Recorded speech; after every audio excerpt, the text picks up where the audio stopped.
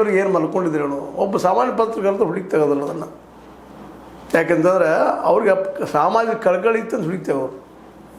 ಅವರ ಒಂದು ಪ್ರಯತ್ನ ಜೊತೆಗೆ ಈಗ ಎಲ್ಲ ನಾವು ಮೀಡಿಯಾದವ್ರು ಬರಿತಾ ಇದ್ವಿ, ಹೇಳ್ತಾ ಇದ್ವಿ, ಜೋರ್ದಾರೆ ಮಾತಾಡ್ತಾ ಇದ್ವಿ, 4,500 ಕೋಟಿ ಸರ್ಕಾರ ಮಲ್ಕೊಂಡಿರ್ತೇವೆ ಅವರು ಇವ್ರನ್ನ ಹೇಳ್ತಾ ಇದ್ವಿ.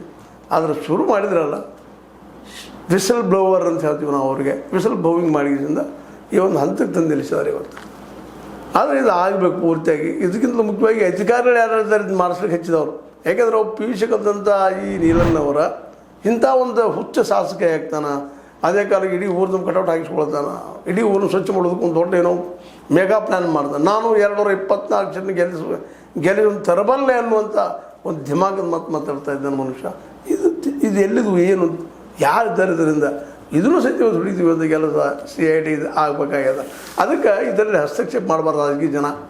ಯಾಕೆಂದ್ರೆ ಎಲ್ಲೋ ಒಂದು ಕಡೆ ಮೂರು ಹೋಗಿ ಮುಡ್ತದೆ. ಇಷ್ಟು ದೊಡ್ಡ ಪ್ರಮಾಣದ ಅವ್ಯವಹಾರ ನಡೆದಂದ್ರೆ ಇದರಿಂದ ದೊಡ್ಡದು ಯಾರು ಇದ್ದಾರೆ, ತಿಮಿಂಗಿಲದಪ್ಪ ಇಲ್ಲೊಂದು ಯಾವುದೋ ಆ ತಿಮಿಂಗಿಲ ಯಾರು ಅನ್ನೋದನ್ನ ಇವತ್ತು ಹೊರಗೆ ತೆಗೆಯುವಂಥ ಕೆಲಸ CID ಆಗಿರ್ಬೋದು, ಅದು ಯಾವುದೇ ತನಿಖಾ ಸಂಸ್ಥೆ ಇದೆ.